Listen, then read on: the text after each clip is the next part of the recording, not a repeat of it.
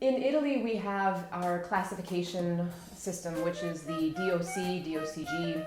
These are wines coming from a designated origin, so denominazione di origine controllata, or the G adds the word garantita, meaning that the Italian government will actually taste these wines to make sure that they are of a certain level of quality before they are allowed to go to the market. And this means basically that these wines have specific rules. To be called Chianti, you have to follow a set of rules. The wine has to age for a certain amount of months before it can go to the market. There are certain vessels, whether it can be aged in wood or steel. Things like that will be required of the wines. There's also, of course, the Vino da Tavola, and this is a wine that basically has no rules. That said, unfortunately in Italy, we deal with a lot of corruption, and it can simply be a matter of a payoff that someone who is outside of the original DOCG zone or DOC zone gets added into it. And so often these wines lack a little bit of the scruples that AOC system has. Those wines are a little bit more guaranteed to be of a certain quality. The other thing to consider is that Sassicaia, if any of you know it, it's a wine that is about $500 a bottle these days.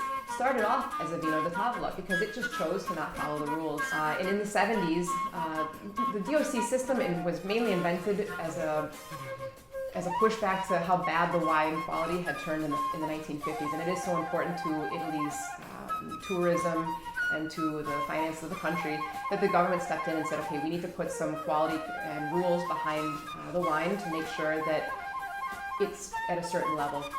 But that also froze how the wine could be made. You couldn't experiment. And in the 70s, there was a lot of international success with the wines coming from Napa Valley.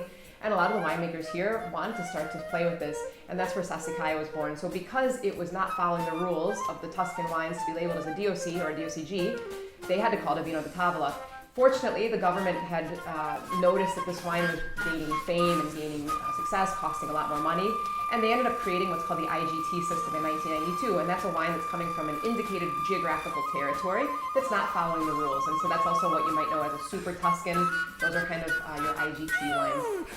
But guys, just know that theoretically, yes, a wine labeled as a DOCG should technically be of better quality, but do not get stuck on the idea that if a wine doesn't have a DOC or a DOCG label, that it's not a good wine.